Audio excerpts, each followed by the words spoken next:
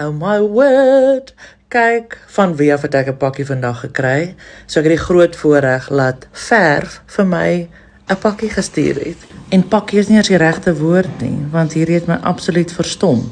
Pink verfbrushes en 'n roller en dan 2 van hulle reekse, of 3 eintlik.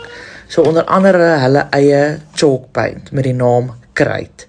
Kruit het ek in Jaloers en die kleur Verras gekry, love hulle name.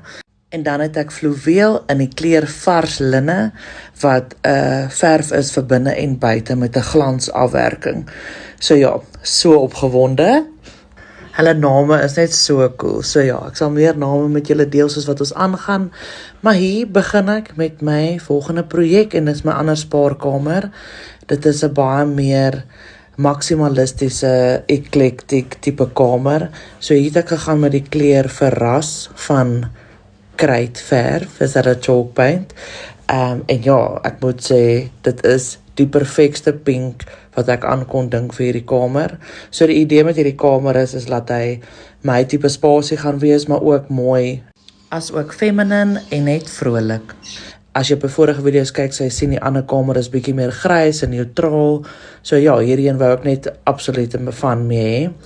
En hierdie vliegtuigies het my teen die mure uitgedryf. En hulle was 'n pyn in my, you know what. Maar ja, alles af. Die ander is nog nie af nie, want ek wag vir Manlief om hom af te grind, want ek werk nie met 'n grinder nie. So toe verf ek om hom, want ek kon nie meer wag nie. Soos julle kan sien, was hierdie kamer in 2 lovely kleure verdeel. Sagte geel en 'n ligblou. En ja, ek kon nie wag om hom toe te maak met Verras nie.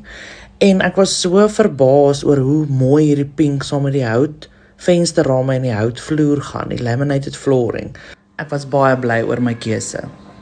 En ek kan nie wag om hier met julle verder te deel wat my idee is met hierdie kamer nie. So ja, ek wil absoluut net van hê in hierdie kamer. Dit is my mini trial and error tipe projekkie. En kyk hoe mooi lyk hy pink. En ja, raai wat's volgende.